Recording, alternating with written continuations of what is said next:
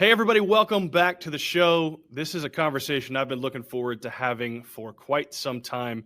If you're not familiar, Dallas just got its own Cosm theater. There are other theaters. I believe the other one currently is in LA, and there are more coming, but I had the opportunity to get to experience firsthand, really, and I even hate to be hyperbole about this, but the next generation of immersive experience and entertainment. I think to simplify it, it's a spherical dome where you're able to watch things like sporting events and pre-produced theater and all sorts of different things. And I left the venue saying I absolutely have to have a conversation with these folks because what they're doing is less focused on speeds and feeds and LED walls, and they're more focused on the experience, and they're focused on really building value and creating emotion from the users. And I'm going to stop bloviating about it. I'll tell you, I've got to introduce my next guest because we're going to get into some really good questions and learn a little bit more about what's happening at Cosm. So I wanted to bring in my guest. That's Rachel Stockham, VP of Sales and Strategic Partnerships at Cosm. Rachel, thanks so much for coming on the show today. Of course, it's my pleasure. Thank you so much for having me, Ben. I think I might be the one person who likes to talk about Cosm more than you do. So this is going to be a good conversation. Well, considering I told probably at least 150 people about Cosm, I would hope so because you get paid to do it. I don't, but that's the real benefit of having fans, right? And being able to have people that share that experience. I want to ask though, right? I probably have done a poor job explaining what Cosm is to some of my friends and family and things like that. It's far more, like I mentioned, than sort of just this spherical video wall, right? There's a hospitality element. There's a communal element to it. So I want to ask you just off the top, how would you define Cosm as a whole? In one sentence, I would say that Cosm powers experience. It's something that we've been doing for a long time. Actually, Cosm was born of acquisition in 2020, but our technology pedigree spans back 75 years. We hail from the planetarium space, believe it or not, but that's the first immersive theater, take you to space. So I think that's fair. Now we can take you pitch side, court side, behind home plate, but we started taking people to space literally in 1947. And we've been iterating on this technology first, of course, up until 2020, but from 2020 on, looking at this immersive technology and working on really kind of redefining the way that the world experiences content and democratizing access to the most powerful moments of fandom around the globe, and then bringing that to people everywhere through Cosm venues. So you're right, Cosm does have an LED dome component. There's also a big hall, we call it, with a big 150 by 15 foot wraparound LED display that's also powered by our software technology, the CX engine. And both of these spaces are co-programmed in concert to bring content in, to wrap you in content, and to really kind of transport you to wherever we've decided the destination is for the day. Well, look, I can tell you firsthand, it's incredible to see because I look, obviously, for a lot of people, they think Cosm, they think the dome, which is unbelievable in its own right. But there are elements, whether it's there's rooftop activities happening, there's entire separate sections where there's interactive LED things happening. And I think it's important to note that there's really been an intentional embrace of, hey, there are different elements of this visit, right? And I think it's true. We'll dig into the dome side of things here in just a second. But it's important to have those sort of isolated but cohesive experiences where you allow people to kind of participate in the way that they see fit. Exactly. And our venues are set up that way. We have the dome that we talked about, the hall that we talked about, the deck that you mentioned, and spaces in between. There are VIP sections. There are these beautiful banquettes where you can gather and have a conversation while you're still experiencing content. And I don't know about you, but sitting still for any length of time is a tremendous challenge for me. And I think a lot of people are like that. Like, they like to get up and move. And we call these moments shared reality moments at Cosm. We love to have the background and the space and provide the ambiance, the food and beverage, and all of that kind of up-leveled, elevated experience that is the backdrop for shared reality moments. And that's where you can come and celebrate fandom, whatever you're a fan of. And that's why our content calendar is very diverse. We have, the theater events like Cirque du Soleil. We have the incredible O Show that our team produced.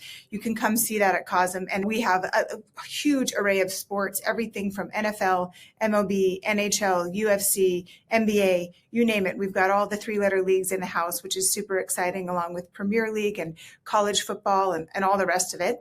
And then we have some other incredible art pieces that our team, Cosm Studios, has produced. And you can see those from the Liquidverse, which is produced by Ricardo Romanero. He is a Juilliard-trained composer and produced a beautiful visual piece to go along with that. Orbital is a piece about the overview effect, looking back at Earth, an art piece. So diversity of content, huge, crazy opportunity for immersive experience, and really powering those shared reality moments. Well, Rachel, I want to stick on what you talked about for a second, is that world of content, right? And I think the first time people hear about the Dome, they may try and equate it to the Sphere in Vegas, which is, I would say, in a lot of ways, a very wholly different experience, right? Because the Sphere, the LED or the visuals are typically what I would call texture, right? They're kind of the eye candy. They're the sweetener to happen what's happening, or to support what's happening on stage. One of the things that I've really loved about Cosm, and I had the chance to see the O show that you mentioned in the Dome, is that it's built to be primary content. It's built to be experienced, right? And watch football and watch things that are happening in real time, whether it be sports, whether it be theater, whether it be these artistic pieces. It's designed for primary content. And one of the challenges with that is that you have to start worrying about things like eye lines and production capabilities, and where am I going to put cameras on goalposts and things like that. So I think one of the unsung parts actually about Cosm as a whole is sort of that content development and even that acquisition process, right? You guys have an entire team that's dedicated to the actual production and execution of the content that comes on the screen. Am I right? We do. We have an entire team dedicated to that. Our company is built kind of like a 3-legged stool. We have our own little ecosystem, the Cosm ecosystem. We have Cosm Technologies. That's where I sit in the company. That's where the technology itself is built, from the domes to the software. We have Cosm Venues, which is our very own best expression of our tech. We also power B2B experiences around the world, including 700 plus planetariums and science museums, et cetera. And then we have Cosm Media, and that's a proper media house. That's where our rights live, with the broadcasters, with the teams, with the leagues, and we have a team that negotiates all those rights. We have an incredible portfolio of rights. We also have live immersive production teams. Our company was born of acquisition. 2 of the companies that we acquired to become Cosm really lend to that production prowess. They're incredible producers. They cut their teeth producing for VR headset, and that view translates perfectly to a dome, as you can imagine. And we've really up-leveled that to pioneer these live immersive 8K plus feeds that we bring into our dome. And you're right, there is the art of production that our team is exquisite at, and that's cutting at the right moment, catching the right shot, and doing that all live. And we try to make it look easy, because we just want it to be an incredible experience with the suspension of disbelief, and you feel like you're there in the moment. But the truth is, it's very difficult, and we have an incredibly competent team behind the scenes. Well, and it's challenging too. I've got to shout out the team again, because as someone who comes from the world of broadcast and technology and AV, it's just hard, right? It's hard enough to produce a TV broadcast, but then imagine having to produce a TV broadcast for, all sorts of different footballs flying around and pucks and basketballs and all sorts of different entertainment. It's challenging. And that's one of the things that I loved most sort of about the experience. But, what I would say too, as somebody who I think typically tries to have their finger on the pulse of where the industry is going, you guys did a really nice job of sort of skating to where the puck was going in terms of entertainment, right? Because if you would have asked me probably 6 years ago, I don't know that I would have said, hey, there's going to be a whole lot of appetite for immersive content and things like that in a physical venue, right? I probably actually would have leaned more towards the AR and VR side of things. But you guys were able to say, hey, this is where the audience is predicting that they're going to consume content in all these different ways. What sorts of demographics are the folks who are consuming this content? Is it primarily, millennials, Gen Z, Gen X? Or are you seeing a really wide spectrum of folks? Great question. A couple of things. First of all, I think, sometimes the stars line up in your favor, and we're a planetarium company at heart. So I can say that the stars line up in our favor. That is punny. It's a mom joke. The truth is, the wheels were in motion before COVID for everything that we're doing here at Cosm, because the teams that came from the production side, they were all already producing. They had already cut their teeth in VR. Our leadership team on the Cosm side was already hard at work in the sports world, laying the foundation for all of those rights deals that we had to pull into place. On the technology side, the real-time rendering engine that drives our system has been in development since 1981. On the LED projection and LED dome side, we've been working on an LED solution for nearly 12 years before Cosm was even formed. So a lot of things came together in a magical moment that became Cosm, and we've really, really tried to take that opportunity and capitalize on it and bring Cosm forth in the way that we have for those shared reality moments. And to get to your question about demographics, this is one of the coolest things, in my opinion, about what we're doing in our technology. Because at the touch of the click of a mouse or the touch of a button, you can change the content entirely from orbital to O to UFC. You can change the demographic you appeal to. And depending on what content we're playing, we draw a completely different audience. And so the reach has been very broad and very wide and very deep and multidimensional when you look at generations, when you look at, socioeconomic snapshot of who comes into the venue and the approachability factor of the different ticket prices. So it's been a very broad swath, and we want to keep it that way. We want to be the venue of now, never the venue of the future, always the venue of now for everyone that is a fan. And then we want to bring in different types of content with our day part programming to appeal to all of those different groups. We do the same thing on the B2B side of the business. I know you're in Dallas. Are you familiar with Fort Worth Science Center? You better believe it. That was one of my questions that was coming up. Oh, I love that. Okay, so I don't want to jump the gun. So we can save that if you want to, or I can talk about that. No, go ahead. Kick it off. Okay. Yay. So Fort Worth Science Center has just redone their OmniMax Theater with Cosm technology. So the same technology that powers our venue experience is powering their dome theater. That's really exciting. So they open the very beginning of December. They'll open up with a huge slate of content, some pieces that have been played at our venue as well. So we have this great synergy and this wonderful ecosystem where you have multiple opportunities to experience this technology. And, we work with them to do the same thing. We are helping them extend their reach into the community and be woven even more deeply into the fabric of that community using different types of content to appeal to deeper and broader audiences. Well, I love that example that you mentioned, right? Because we obviously talked about sort of the physical manifestation of a lot of the Cosm technology being the venues, one being in Dallas, I think the other one right now in LA.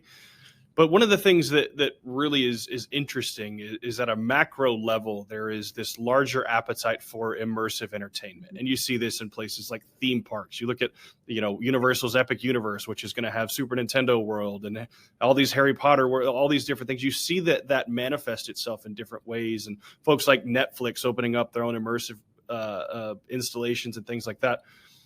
This really is the realization for places maybe that have been historically difficult to bring to the screen, right? Mm-hmm. If you can't go to a stadium, that's already an immersive experience itself.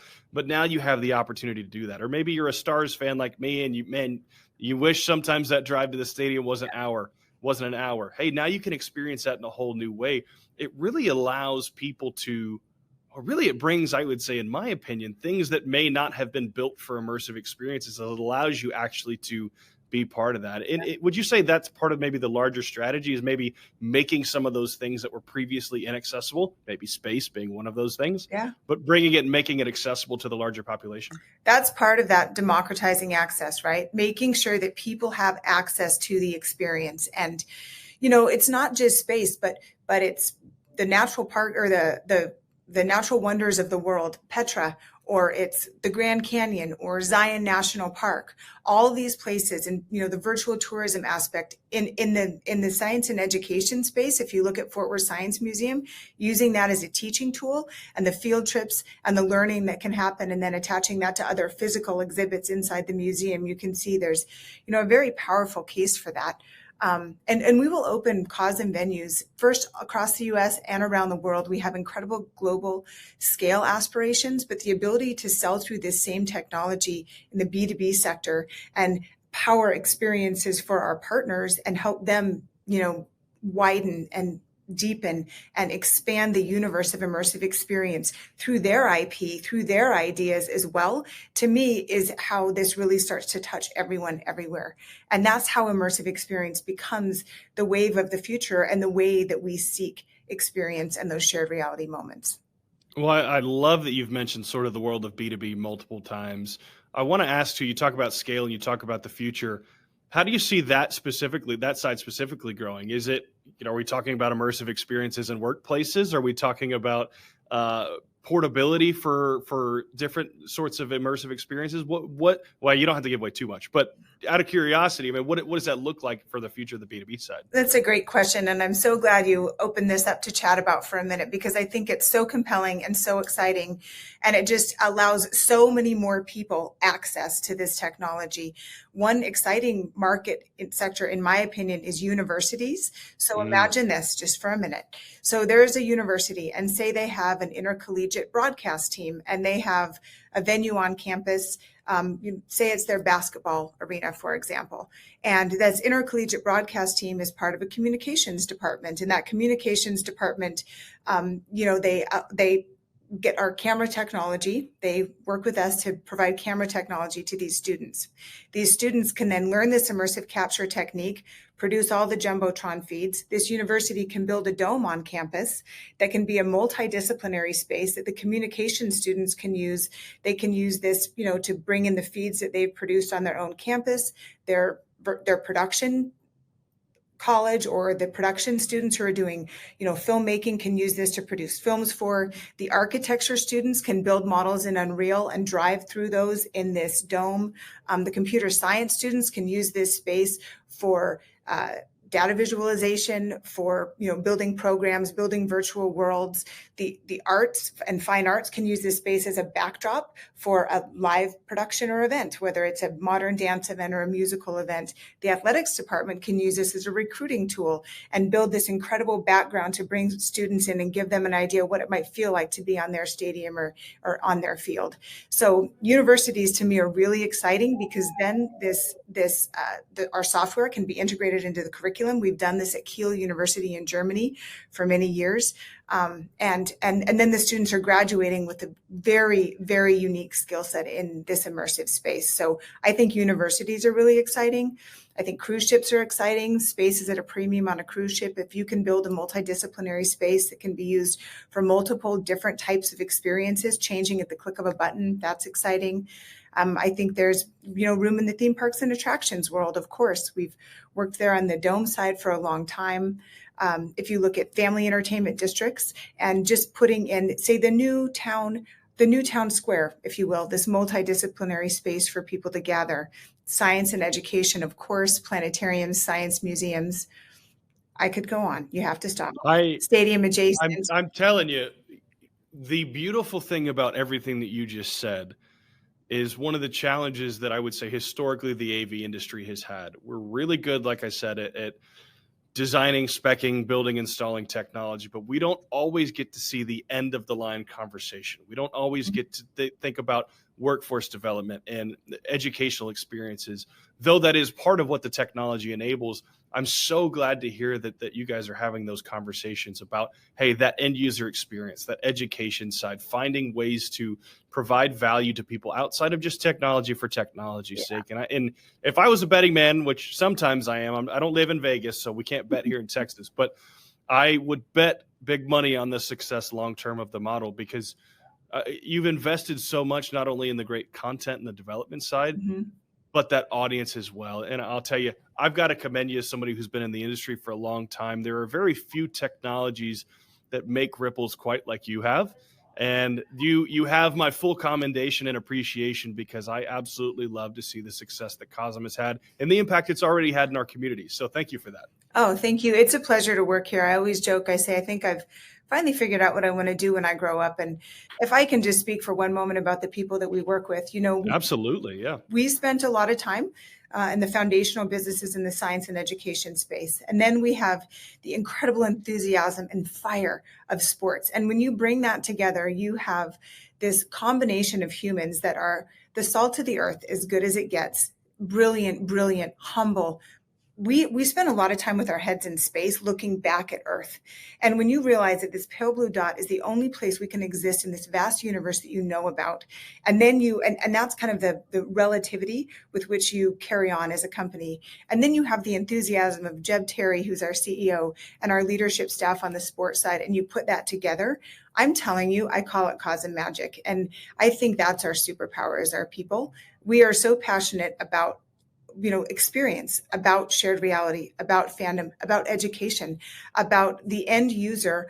We've been in this B2B space for so long, and making sure that we make a positive impact in the communities in which we play. And we say play because we like to have fun.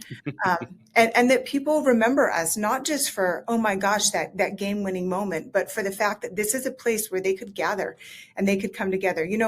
Our free time is our most precious commodity. Neither you or I are going to get any more of it. And if you spend just a fraction of that with us at Cosm, either in one of our partner venues or in one of our venues, that's an honor and a privilege. And we do not take that lightly. We take it very seriously.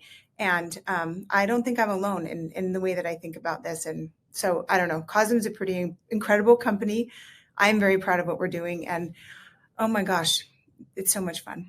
Look, I absolutely love the energy, and it's reciprocated back because, look, I'm not lying when I said that there are very few things that get me fired up in the industry anymore. And being able to sit with my wife, literally, I promise you, we have been to Vegas 10 times, and every time we've been, has been dark for the last 5 years. We finally had the chance to sit together and watch in our backyard. I love that. Essentially, and the access that you're bringing people, the experience that you're bringing people, the connection that you're bringing people goes far beyond technological capability. And again, from the bottom of my heart, thank you so much for that, and thank you for being a technology company who really cares about that conversation. And look, I don't know. I could sit here probably for another hour and thank you for all that, but I don't want to bore you too much with that. But with that being said, Rachel, one last question. You talk about the next 5, 10, 15 years of Cosm. What's next? I love that. So I think the sky's the limit for us, honestly. We have a big appetite to scale, as I said, here in the US in major markets. We're just about to announce our 4th venue this week. So stay tuned. And, yeah, I know. Very exciting. And then we have many more in the works, not just in the US, but around the world. We truly have global aspirations. We are a global company already. We have projects in 50 countries around the world at the moment. And that's the beauty of having been at it for a few years. And we'll scale globally in that regard. On the B2B side of the business, we have such incredible traction already globally, everywhere from Japan to Germany, all over Europe, India. We have projects online or coming online in multiple places. In the next few months, you can look for our LED solutions at Fort Worth Science Museum, Arizona Science Center, and Prague Planetarium, which will be the first LED dome in Europe. And then there are more to come. Those are just the ones I can announce. We have our first one in the university market. That announcement should come in the next few weeks. And, I just think, look for a Cosm near you. Well, look, I think that's a great way to land the plane, Rachel. I'll tell you what, I really genuinely appreciate you having the conversation with me today and allow me to fanboy a little bit because it's technology that I love. But I think for our audience, there's so much value in understanding a little bit more sort of the vision, mission, and application of the Cosm universe. Because, look, it's meeting people where they are. It's about creating that immersive experience and leveraging technology to do so. You guys are doing such a great job. So, Rachel, thank you again for coming on the show. Thank you. I hope I run into you at Cosm soon, Ben. I'm sure you will. And thank you all for tuning in as well. Be sure, look, I'll give you a shameless plug. Be sure to go check out a Cosm, fly to one. It's worth it. Thanks so much for tuning in. Be sure to like and subscribe. Check us out next time on ProAV Today.